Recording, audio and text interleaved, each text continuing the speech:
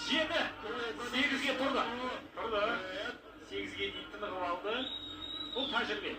Жігіттер шынымен де жақсы бокс көрсетіп отыр. Сапалы бокс көрсетеді. Әлі де соққыдан толық айыққан жоқ. Тамаша. Әрең жүр. 20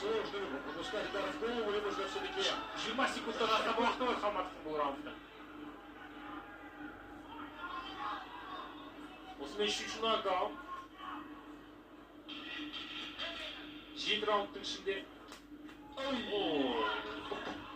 Тағы да сол ғой. Отвечать не удалось. Времени мало было. Ішінде бізде 4 нокдаун тіркелді. Енді орташа есеппен әрбір 2-ші раундта бізде нокдаун тіркеліп отырған екен. Міне соңғы нокдаун. Ары қарай рефери жекпе-жекті жалғастырудың ешқандай бір мәні жоқ деп есептеген екен. Онысы да ұтылып келе жатты, сондықтан реферидің бұл шешімі де дұрыс шығар. Реферидің жұмысы бұл әрине. Ең алдымен спортшының денсаулығын сақтап қалу.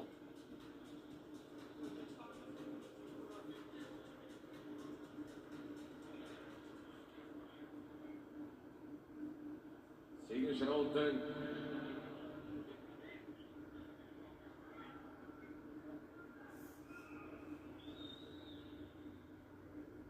құрметті боксер қауым, қолдауларыңызды көрсетсеңіздер.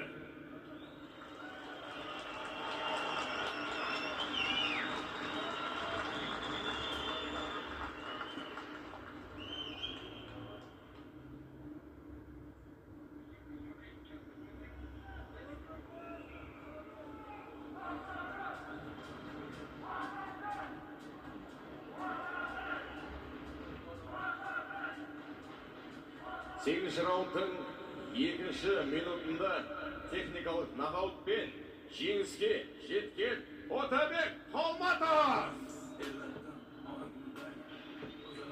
Отабек Қалматовтың осымен